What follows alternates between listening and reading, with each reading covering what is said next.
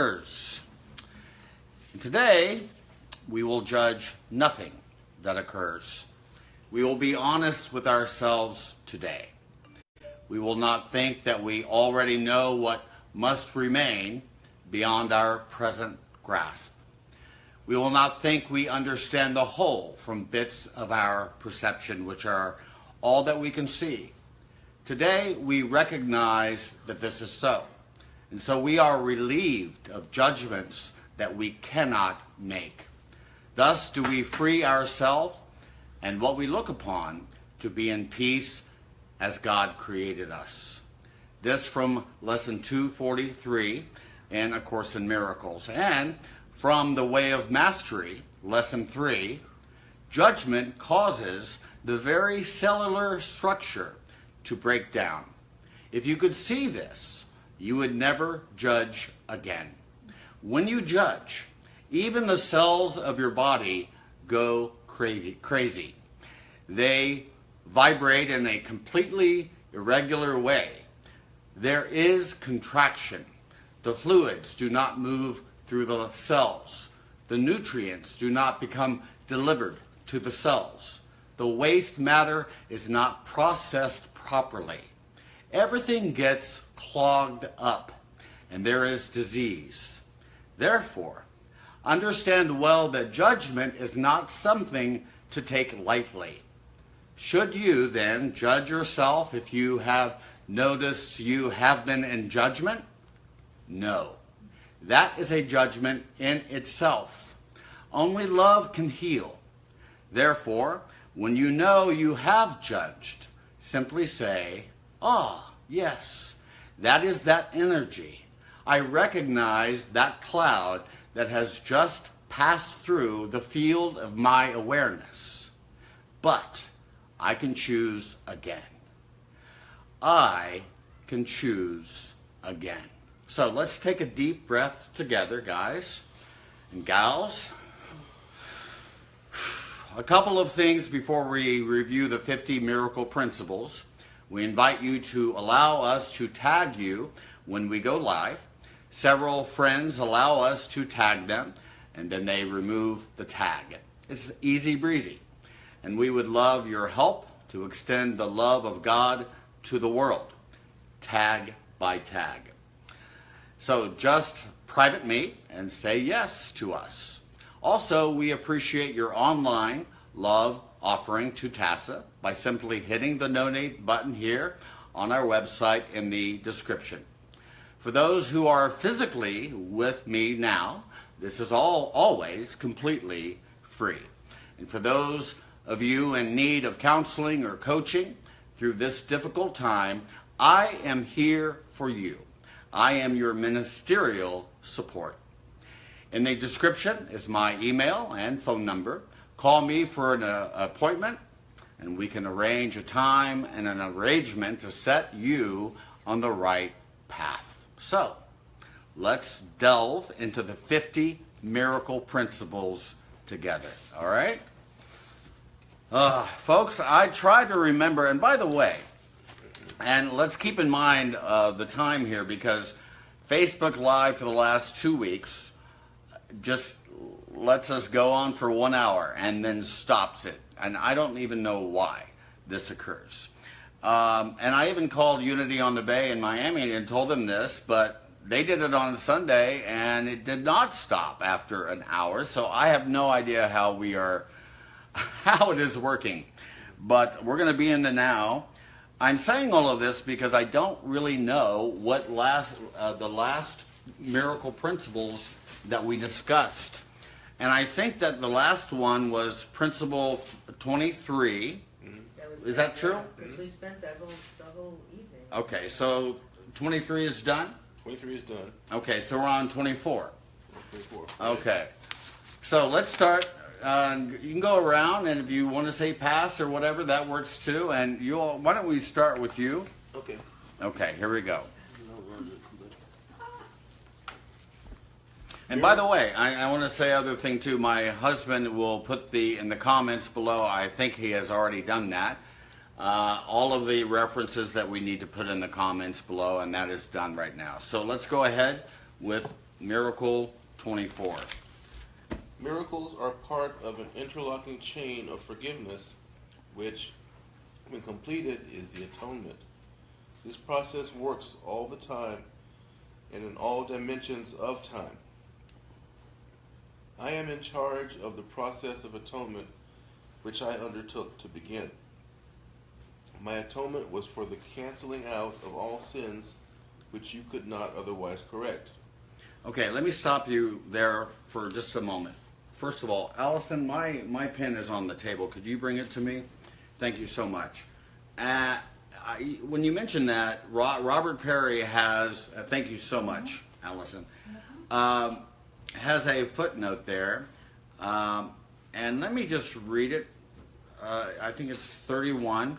In the course, the atonement as an event refers to the resurrection, not the crucifixion. Now, this is really huge because, look, yesterday, Rhonda, you know this because I was just at Starbucks yesterday and a fellow just sat right next to me reading his Bible, and that's wonderful.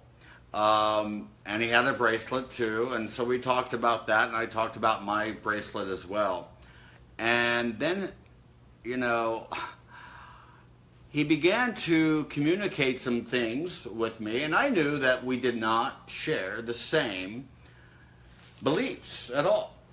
And so I said in a very gingerly way, in a gentle way, of saying, we are so close in the way that we really communicate with each other, and the premise that we really operate from. And I said, from your standpoint, you are coming from a premise of the crucifixion. I am coming from the premise of the resurrection. Now, there's a huge difference between those two things, okay? When you begin the dynamic in your mind from a premise that the foundation of our communication with Jesus or the world or God comes from the blood of Christ is a mistake, okay? All of the atonement comes from the correction. It comes from the resurrection. And there's a huge difference between those two dynamics. Do you get that? Do you get that? Okay, good. Now, go ahead then. And that was a footnote by Robert Perry. I had to communicate that. So go ahead. That is what the biblical statement, underneath are the everlasting arms, means. However, it is clear that when you can atone by miracles, both giver and receiver are atoning. It is better to atone this way because of the mutual benefits involved. Inasmuch as you do it unto the least of these, by my brethren, really ends with, you do it unto yourself and me. The reason why you come before me is because I do not need miracles for my own atonement, but I stand at the end in case you fail temporarily. The word sin should really be absence of love. Sin is a man-made word with threat connotations he made up himself. No real threat is involved anywhere, just because nature abhors a vacuum, which is true enough. It does not follow that a vacuum is filled with hellfire. Nothing is gained by... Sorry. That's okay. Nothing is... Frightening. Frightening yourself. Okay, nothing... Nothing is gained by frightening yourself, and it's very destructive. Miracles need freedom from fear. Part of their atonement value involves that very freedom. Okay, let me stop you again, because this is a huge miracle principle here, principle 24. And so let me just opine for a couple of things about this, and then we will go to the rest part of the miracle principles. First of all, where it says here, the reason why you come before me is because I do not need miracles for my own atonement, but I stand at the end in case you fail temporarily. Now, folks, keep in mind, sometimes we fail temporarily. This is a natural process that we all go through in this time-space continuum. So, we just mentioned the differences between the crucifixion and the resurrection, and where our emphasis is upon the resurrection and not the crucifixion. And again, and I cannot restate it again, it is so important for us to understand that the atonement, not the crucifixion, the correction is there. So when I temporarily have a problem, and I do from time to time here, I'm not going to meet it with punishment and guilt. The moment that I say I am guilty or I feel guilty, then I will create a scenario in which I punish myself because of it. So guilt is the unproductive emotion that we can carry in our minds. So it's important that we let that go as quickly as we possibly can. However, what we want to do instead is to respond to our mistakes through correction. Correction. And by the way, that is what the resurrection is. That is what the atonement is. This is why Jesus said, hey, I have gone through the extreme example, okay, being the crucifixion, the worst kind of killing that one can experience. And he did it to show that it did not matter at all. Okay? What matters is the resurrection. What matters is the correction that we can bring to any situation that we experience from time to time. And secondly, the word sin should be absence of love. You asked me earlier, how do you respond to myself? And I mentioned it in the monologue as well. That we can see ourselves and the judgment that we sometimes entertain in our experiences is we can judge ourselves because of our own judgments. And the court says, no, don't do that. You are just perpetuating the judgment, that you are making it more replete within your experience. But you can stop that by filling that vacuum, not with hellfire, as this is just talking about, but instead filling up that vacuum with the realization that I can see my brother and my sister as a person who's having a call to love, a call to health, a call to abundance. So what do? What is my responsibility as a miracle worker? Is to fill that vacuum with my thought of love, of goodness, of kindness, with the reality that rests beyond the appearances of time and space. And Rhonda, I mentioned this to you as well.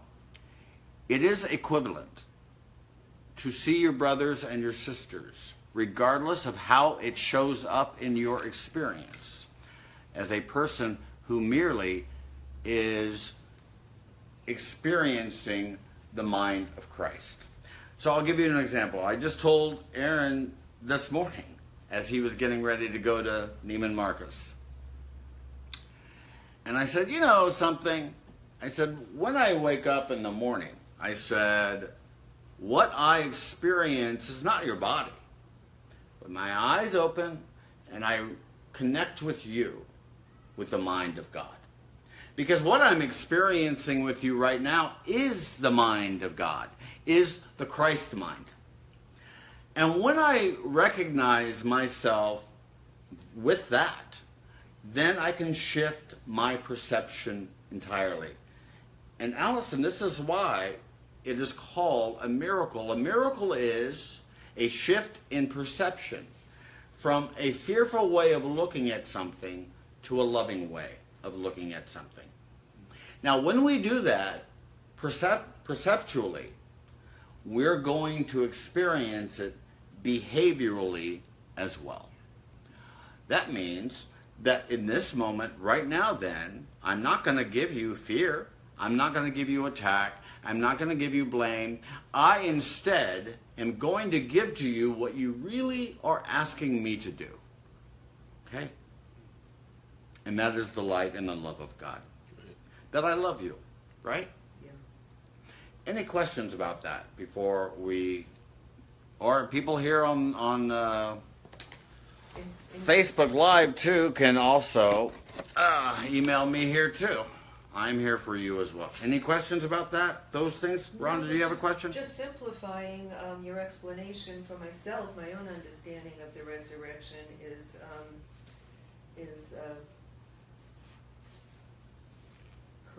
correction is what you're saying. It's rising above.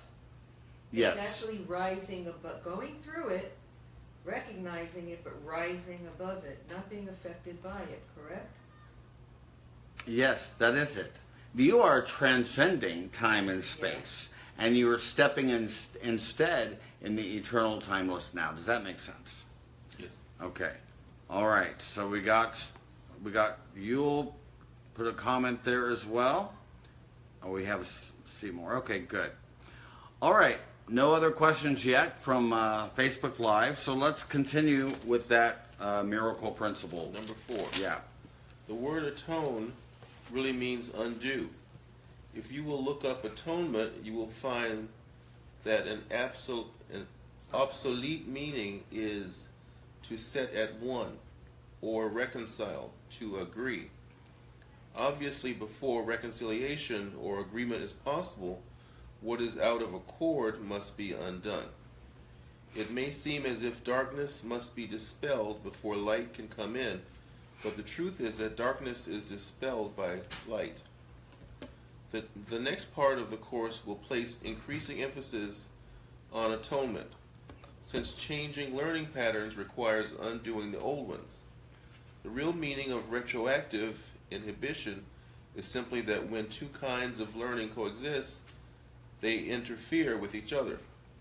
Therefore, when you say, if you want me to, I will, please add, and if you don't want me to, I won't.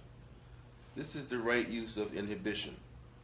There has to be some control over learning for channelizing purposes. Sometimes the new learning is the more important and has to inhibit the old. It's a form of correction. Everything that results in lack of love, which you used to call sin, is a result of inferior learning which, if overlearned, becomes very stable. Miracles are a way of undoing overlearned patterns of love lack. They bring light into darkness. That is where their atonement value lies. Okay. So now I have no idea why there's a button, Allison, that says invite. What does that even mean? To invite people to join? Well, let's just push this and see here. Invite. Oh, okay. Manja wanted to invite herself to Facebook Live, I guess. Oh. So, Manja, good to see you here. You can just put a like here to let you know that these things are new. These are new. Okay. Let's take a deep breath here. Invite. I knew what the invite button meant. Okay, so a few things here. And here it is, Rhonda. The word atone really means undo. Now, when I just read this with you guys here, and immediately I referred to something I'm saying every day. And by the way, this was given to me, The Way of Mastery, by Roberta and Stewart. And I've read 3 lessons within it so far, which are huge lessons, by the way. So, and it restated from A Course in Miracles a thing that I have said to myself for probably 30 years. I have done this thing, and it is this that I would undo. me say that again. I have done this thing, and it is this that I would undo. This is what the correction is. So number one, you, and I hope that everyone understands this with me fully. Number one, I accept what I have done here. So in other words, 100% responsibility in my mind of what is happening in time and space. So I can't blame anybody else, give my finger to pointing anyone else, except my own responsibility. So I have to say, in that moment, I accept 100% what is happening right now. Now, whether you're a Republican or a Democrat, this is still true. I don't care how crazy of the monster that you see in front of you. Somewhere within your own mind, some level within you, accepted this on some level as being true. So I can say to myself, look, I can look in my world and see murder. I can see sickness. I can see suffering. I can see lack and limit. I can see all of that. And I don't have to blame the world because of this. I have to look into my own mind and saying, where in my hemisphere, in the field that I'm looking at, that produced this in my life. Let's use the extreme example here of death. Kevin, have you ever had a murderous thought in your mind? Yeah. Look, my spouse, we've been together for 17 years. I did not wake up one of those days and didn't see the Christ mind, but I wanted to strangle him. Right? Yeah. Have I done this before? Yes. So because of my thoughts are the most powerful mechanism by changing the world, I have to know that I have a responsibility to participate within this time and space continuum.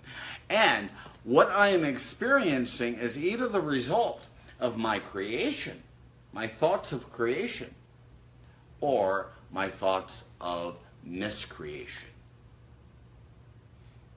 Allison, you have a question. Bring it on. Well, I guess I'm just wondering, like, how absolute that is. You know, if I have, is it like if I have 80% thoughts of miscreation and I have 20% thoughts of creation, like, is there an exact way that's going to manifest in my world? Or? No, because there's only one mind here, not 7 billion minds or egos. So what we are dealing with is the Christ mind. So when I see you at any time, okay, I'm going to experience the Christ mind within you, regardless of what you are doing in time and space. So my focus then is in the resurrection, not the crucifixion. The moment that I use the past to bring itself into the present and judge you, then I am experiencing the crucifixion, and I am nailing you on the cross of time and space. So you're off of it. Where you are on it is in the eternal timeless now. That's why, secondly, I said you, number one, take 100% responsibility for what is occurring. I have done this thing, and it is this that I would undo, number one. Number two, it's really important for us to bring some learning to ourselves because of it. But I want to say another thing, too. I don't want to get distracted here. Yes, it's really important that we understand the totality that we bring through our creations to the world. I say to you, 100% of everything that you experience within time and space. Now, the reason why this is so important is because when we understand through the text, and I think you have gone through it, the first law of chaos, of the ego's dynamic of chaos. The first law of chaos is that my truth is different from your truth, and not only is it different, but my truth is better. My values are better, and so forth. And when that occurs in our mind, then we go south immediately. We are in hell. We are in the matrix. We are asleep. Now, having said that, then I have to admit to myself that there's not part of me that I love, and there's not part of me that I hate. There's not part of me that is more a production of me, and there's part of me that's not a production from me. What I'm saying is, the Son of God, in his sleeping mind, has miscreated a world of death, separation, lack, limitation, and so forth. And because of that, I have to accept for myself my participation in making what I have miscreated. And furthermore, by merely through my judgment, my interpretation of the world, I have perpetuated time and space and removed myself from the eternal timeless now. That's why. It is 100% asleep, sure, but it's also 100% awake in the eternal timeless now.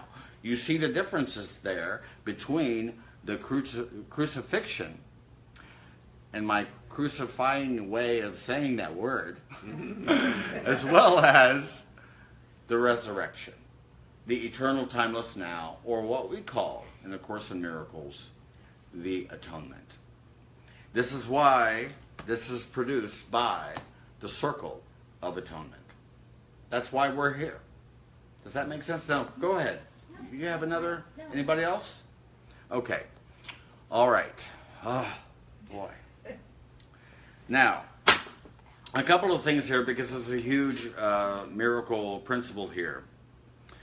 It says here that it may seem as if darkness must be dispelled before light can come in, but the truth is that darkness is dispelled by light. So when you enter this room this evening in West Palm Beach, and you walked in and all you saw was darkness, what do I need to do to dispel the darkness? What I do is I turn the light on. Okay? When I, in my mind, opens the light within my mind, the darkness is dispelled because of it. Okay? That's it. I want to say one other thing, too. And, Allison, you just got A Course in Miracles based on the handwritten notes of Helen Schucman, which is, by the way, a wonderful book. And you can get it through our website or here. And it really referred to, for instance, the body as a learning device. Okay? It's not who you are, and it's not who I am either. It's a learning device. And as we go through here, it's talking about this statement from Principle 24. There has to be some control over learning for channelizing purposes. Now, Robert Perry, or the Circle of Atonement, in footnote 37, for channelizing purposes means for purposes of channeling miracles when and where asked by Jesus. Now look, I know that I've got some students here.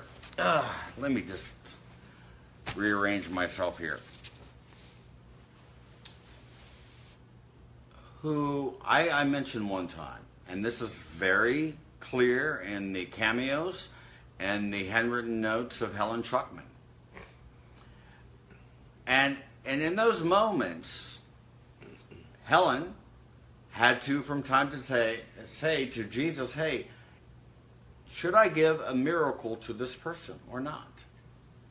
Now, my responses from students to me was, what, you can't give a miracle to the whole world? And my response is no. You know, Edgar Casey tried to do the same thing. He wanted to save the world by himself. And Jesus himself said, that's just too much. You don't have to save the world. You just have to save that person who's right in front of you right there. That's it. That is your responsibility. I want to say this as well. It has to be done under the guidance and the leadership of the voice of love. Whether you call that Jesus or Buddha or whoever, Muhammad, I don't care. That's it. Where you ask, and I did here in my journal, should I ask this person, I won't mention their names, should I ask this person to come over, to be part of my experience and so forth? Let me know. Let me and let my spouse know whether this is appropriate or not. Should I extend the miracle or should I withhold it? Because most people don't want a miracle. And the other reason is as well, if I am offering a miracle to an individual, they may misinterpret it as fearful. And so they will recoil because of it. So when I say to you, Rhonda, and you have some question right now, when I say to you right now, you are the Christ, the daughter of the living God, that's going to bring some fear within you. What? I am the Christ itself? I'm not Rhonda? Yes, you are. Am I going to push that to you? No. No. But it is my responsibility to see you as you are and not what you made of yourself. The same is true with myself as well. I am as God created me and not what I made of myself. And so when I do that, you see, I am perpetuating the atonement. I am not perpetuating the crucifixion. Okay? Does that make sense? So what was the outcome of should you extend the miracle or not? By the way, it didn't cause any fear in me by you saying that at all. Yeah, but it does. I know I am light. But it does. Because, look, you remember the Plato's cave, right? I've mentioned this before. When, we introduce those prisoners into the light too quickly, what happens? They scream with mortal terror because of that. Because what is familiar to them is not necessarily reality. Okay? In those instances, it was an hallucination. So, you all get that? Yeah. Okay, good. Because all they knew was the darkness. Yes, they know only the darkness. And of course, the miracle says that this world is a realm of darkness. Because all you are peering about is through your physical eyes. And all you're going to see, if only you're using your physical eyes, what your interaction will be, it'll be darkness. It's not the light. You will begin to experience and know the light of God by accepting the light in your mind through the third eye. Okay, the spiritual eye or the Holy Spirit. Does that make sense? Totally. Any questions? How are you doing, Yule? I'm great. You sure? I'm good. Yeah. Good. All right. So, did we go through that principle? I think we did. Yes. Chapter 25. Okay. Miracles depend on timing. Oh, I'm sorry. There is one other thing I want to mention about this previous miracle principle. And have some cookies, guys. I'm going to have it when I'm done here. Okay. Where it says, miracles are a way of undoing, again, we're talking about the atonement here. Miracles are a way of undoing overlearned patterns of love lack. That's very important. I don't want to miss this one. I have said this before, but it bears repeating. That when parents give their children a story of lack and limitation and so forth, guess what we do? We take that story and we make it a living reality in our minds. Obviously, that is not helpful. Okay, this is probably why I don't have any kids. Just a dog Well, right now. siblings can do it, and other people in your They life can as do well. it by extending the love and the light of God to their children, and that is why the beginning portions of this book, and you'll know, Allison, is because it says really what we need to do in this world is reproduce with children that has the learning device, that they are aware of it, and then can, through that learning device, bring the light and the love of God to a world that is desperately in need of it. Does that make sense? Yeah. Do you want to have kids, Allison? I don't know. You don't know? I'm not 100% sure. Not 100% sure. Yeah, nor am I. Don't act. Yeah. Go ahead. Not yet. Not yet. So, how are you thinking right now? I wouldn't want to bring children into this world. I You know, agree. yeah, It is look, now, Yeah. I feel terrible for the kids Yeah. yeah, and because they don't know any different. Right. no, you don't. And so keep in mind all of this. You know, I have always felt, why would I want to perpetuate, to magnify the separation, the illusion within minds and so forth? But you can't really extend fully the light and the love of the world unless it can include everyone in your world. We are either in heaven together or not at all, period. So it is important when a person has been given what A Course in Miracles calls the Chalice of Atonement. When a child knows that, they themselves can change the world. This is the way Jesus changed the world. He began to change the story given to him by the elders by changing his mind about him personally and changing the world because of it. And look what occurred because of that. So is it helpful for us to help our children, our sons and daughters, to understand that the gift, the atonement, has already been given to them? And then they can respond to the world accordingly. Go ahead. I've noticed over the years, and I believe that some of us are not meant to have children because there are other things that we came into this lifetime to deal with for This is ourselves true. as well. But what's uplifting to me are the people the parents who are aware that they are spiritual beings having a human experience and sharing that and showing their children that way. There are little children that are doing yoga and meditation, and the things that come out of their mouth are so far beyond what children would have said or thought or believed when I was a child. So that's very comforting and hopeful for the future. I just think that not everybody was meant to be a parent. This is true. Let me just say it this way, too. To whatever extent that with my children, that I can place within them their own remembrance of their identity, that is helpful in the dream. That is why we want to produce children, if we can extend to them a story that will help them and the world to awaken to the reality of who they are as a child of the light.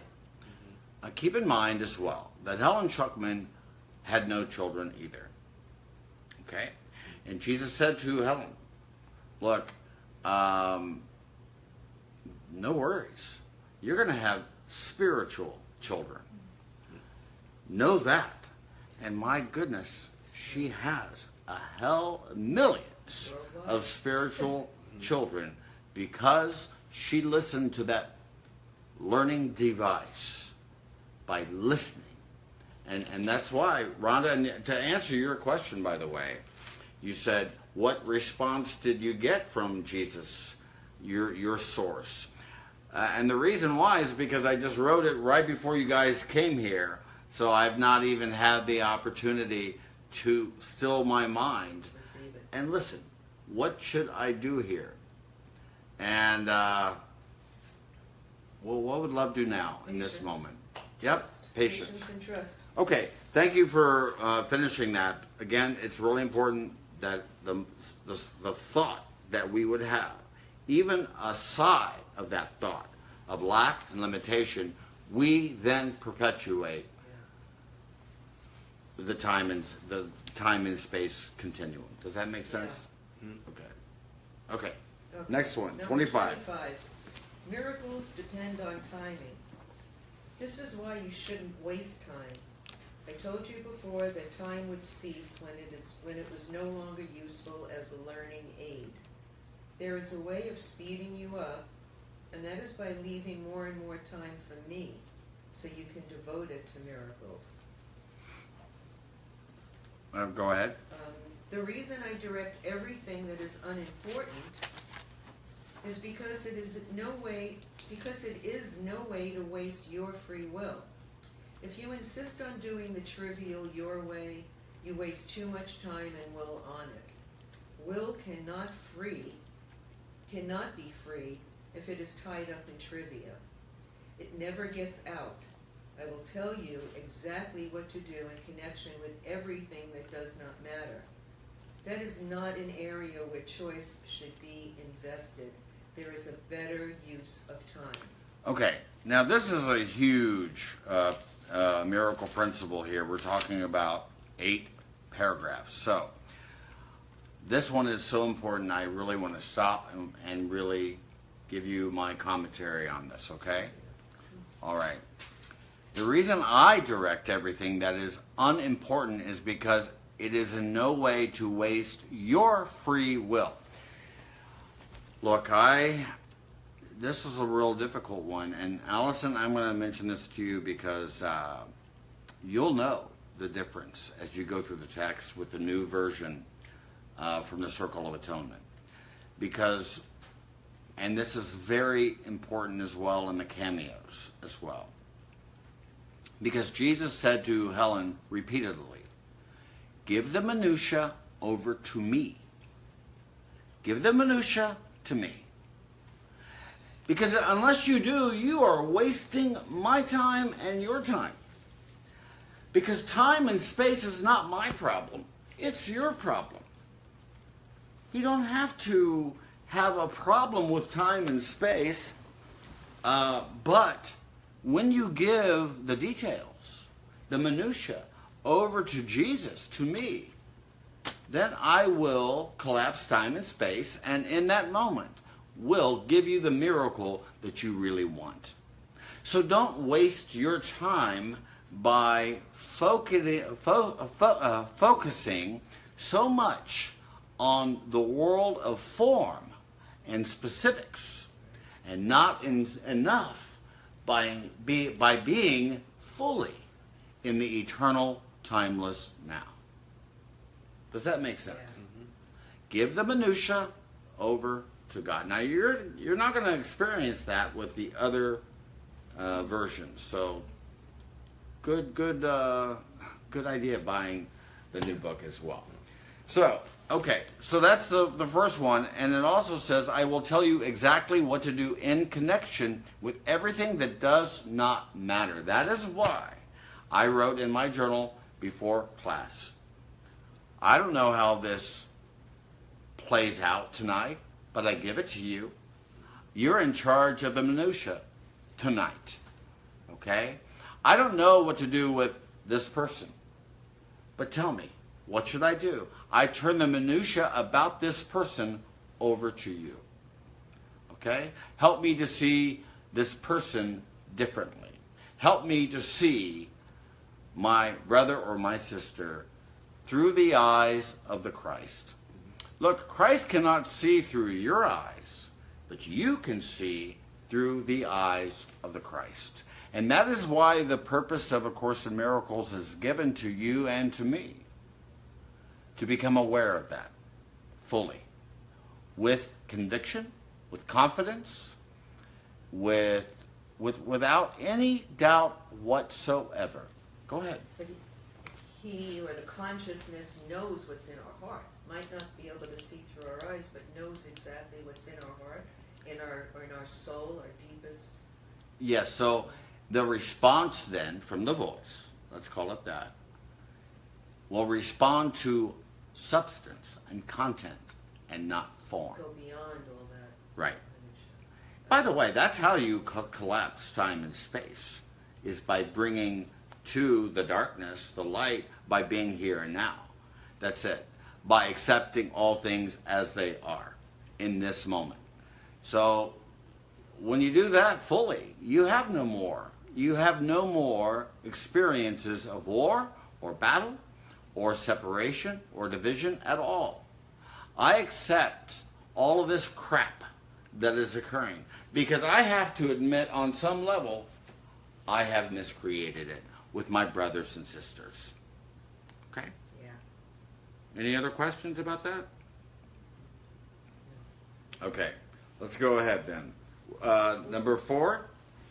You have to remember to ask me to take charge of all minutia. There we go again. Yep. I'm sorry. This is how well I've read this book here. And they will Take be charge taken of the care of. minutia. Yes. And they will be taken care of so well and so quickly that you cannot get bogged down in them. The only remaining problem is that you will be unwilling to ask because you are afraid not to be bogged down. Do not let this hold us back. If you will ask, I will arrange these things, even if you're not too enthusiastic. I am not intruding on your will, but I am trying to free it. That's major. Yep. Prayer can be very specific in little matters. If you need a coat, for example, ask me where to find one. I know your taste well, and I also know where the coat is that you would eventually buy anyway. If you do not like the coat afterwards, that is what would have happened anyway. Okay, let me just stop you there. This is amazing to me. It's just amazing to me. So, look.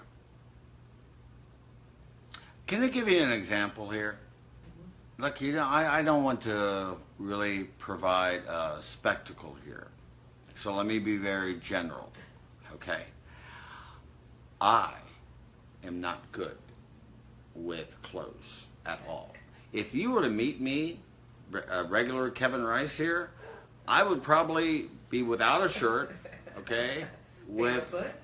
Yeah, barefoot. Cargo shorts. Walking around in Florida. Thank God I'm in Florida.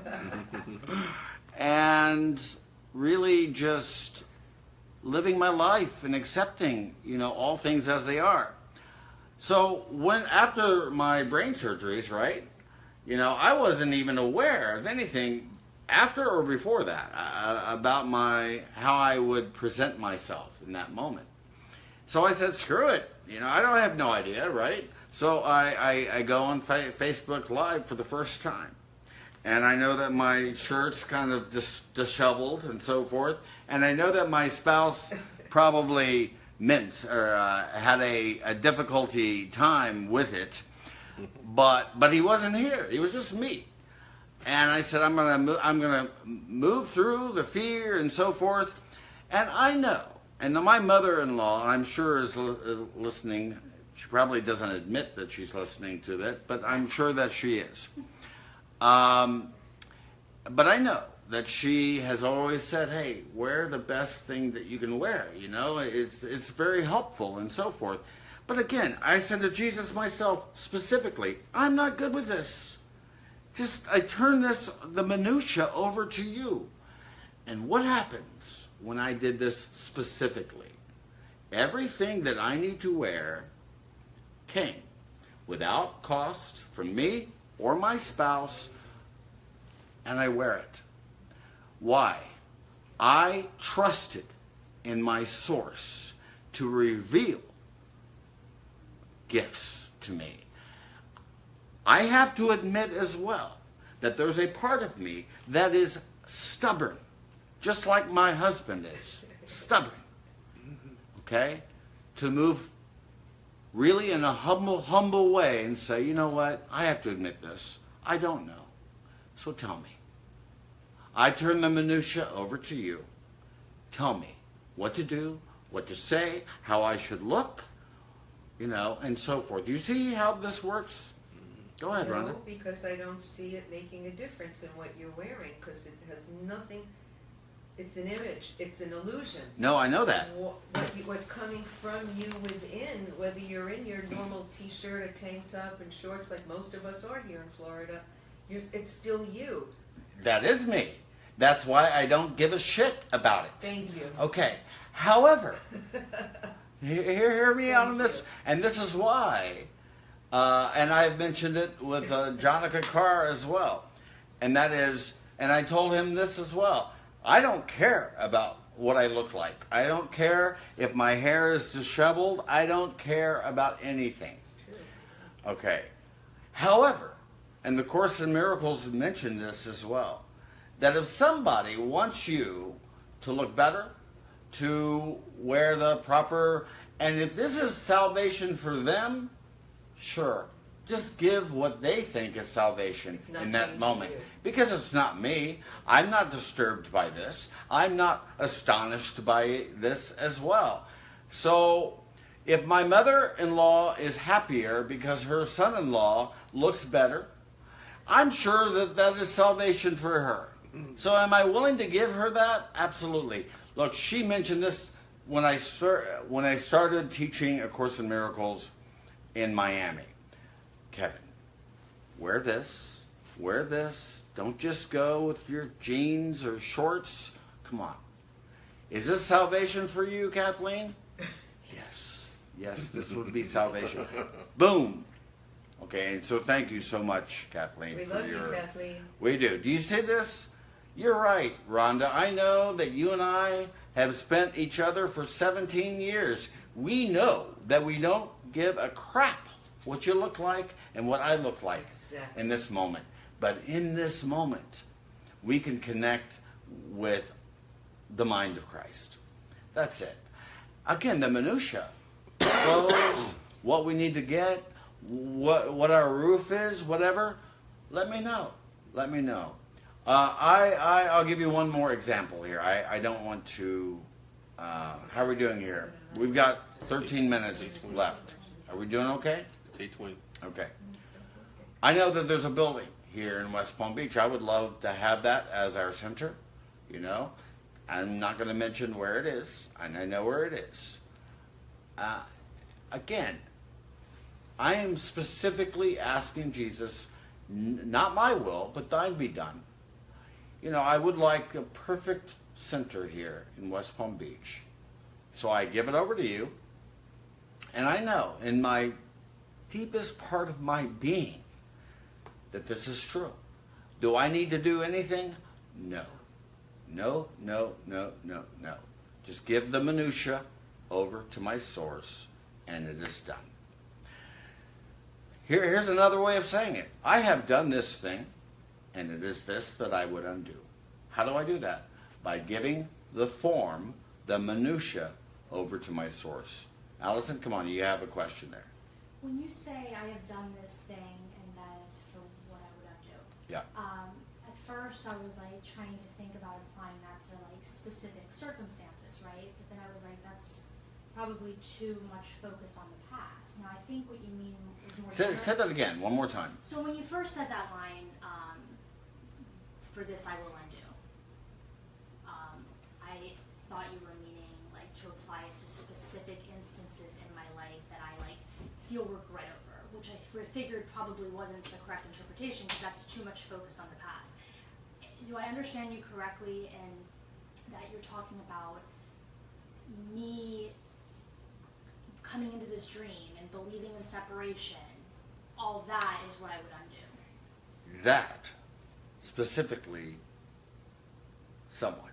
What I'm really referring to is your one mind. Because that's not you. What am I undoing? Okay, what you are undoing is what is called in the last miracle we discussed last week, the defilement of the altar. So, the defilement of the altar is this. Right now, you have been given the kingdom, the whole thing.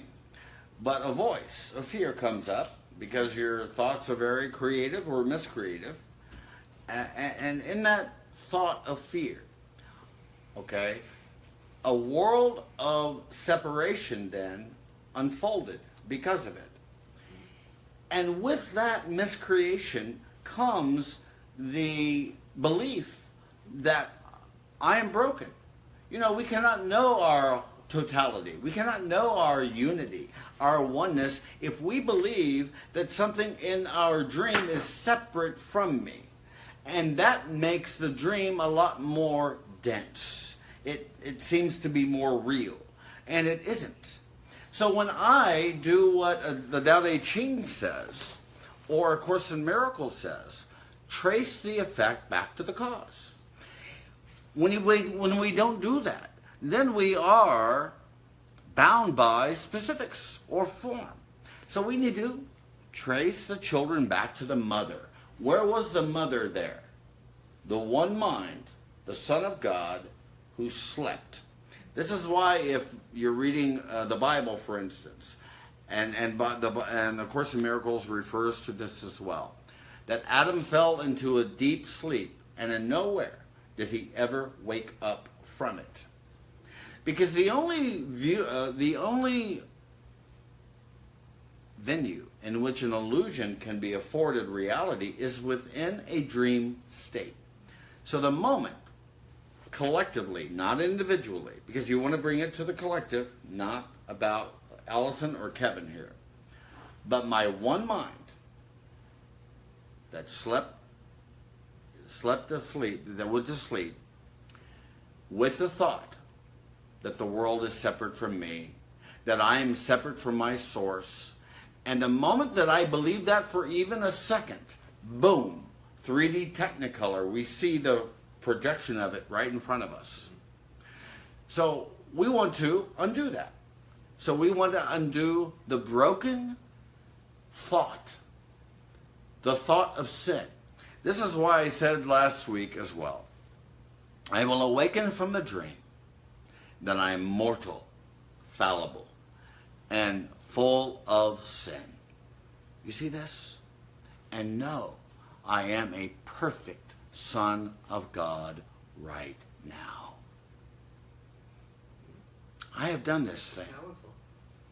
And it is this that I would undo. And I am. I'm undoing it by aligning myself with reality and letting go of my hallucinations from the past. This is why I almost say it every week. And I'm going to say it probably every week until everybody says it to themselves every day. Every second of every hour of every day. The past is over. And with its passing, the drive for vengeance is uprooted and disappears into the nothingness from which it was born. You see this? The past is over. So then you're either in the matrix Or in the now. or you're in the now and beginning to awaken to the reality of who you are. Does that answer your question Yes. fully? Yes. So it's not anything specific that we have done to undo or miscreated. What you have done specifically is to perpetuate what you have done collectively. Through the mind, through our thoughts. Yeah, Okay. you perpetuate it over and over again. Does that make sense? Yeah, It's huge, isn't it? it is. I should call this the advanced class of A Course in Miracles. It's not a 101, I'll It's tell not you that. 101, folks.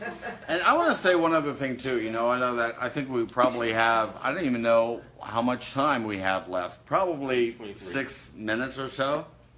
And it'll just go black, like most people are in the darkness right now. So, but my friend, Roberta, The Way of Mastery. And I love this so much.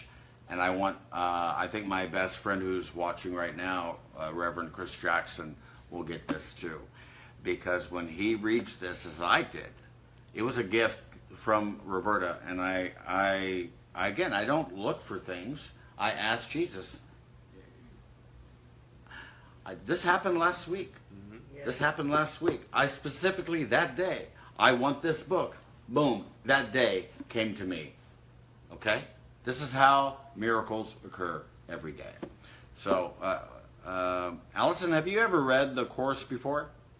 This is my first time. Okay. This is a good thing to have right next to A Course in Miracles, too.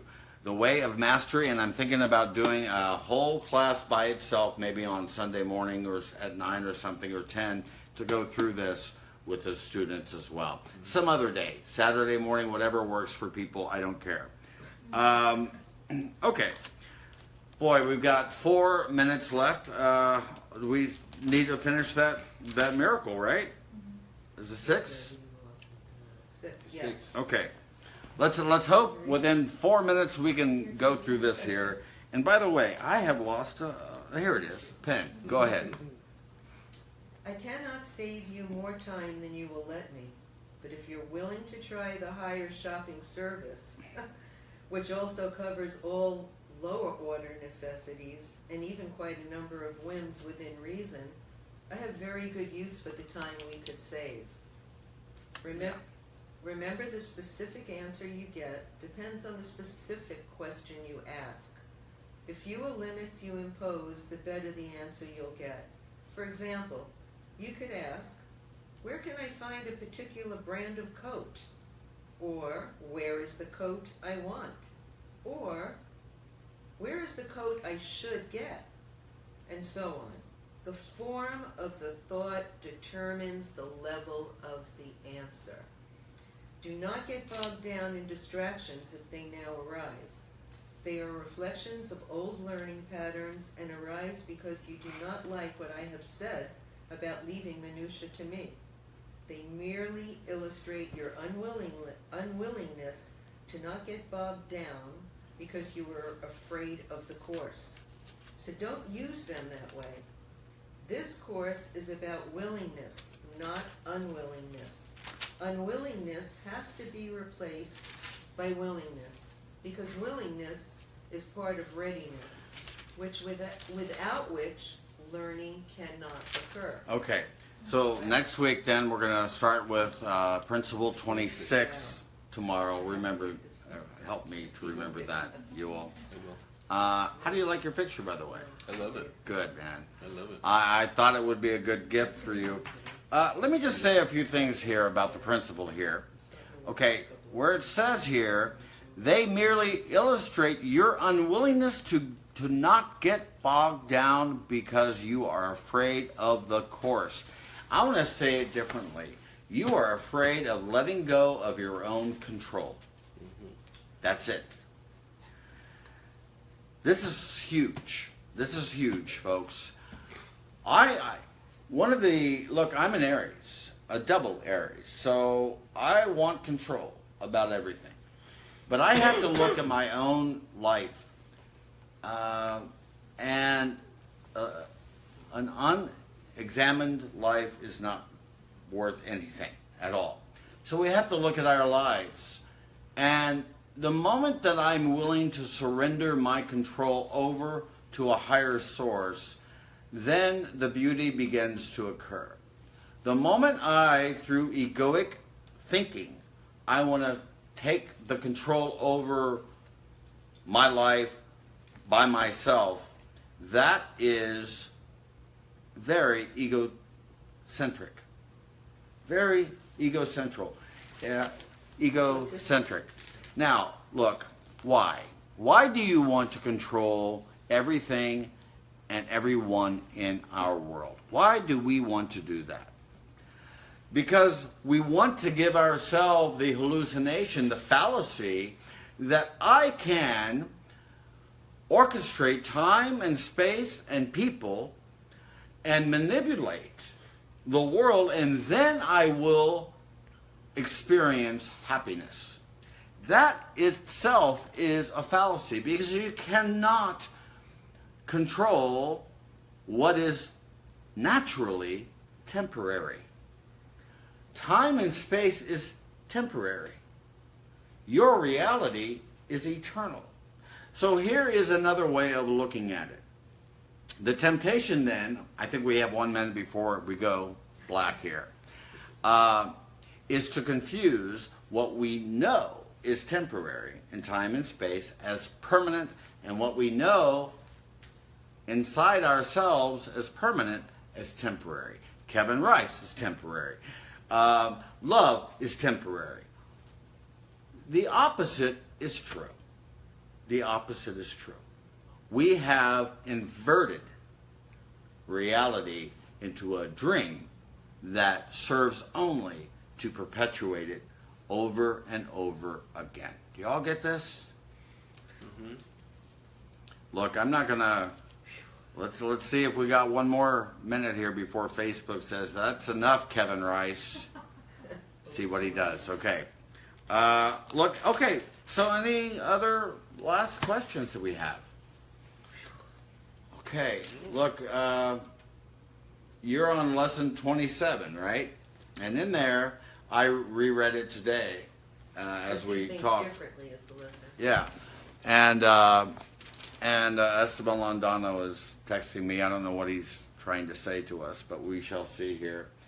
And in it says, if you are distracted or whatever, reread this again, over and over again. I didn't even know that that is what I recommended to you today.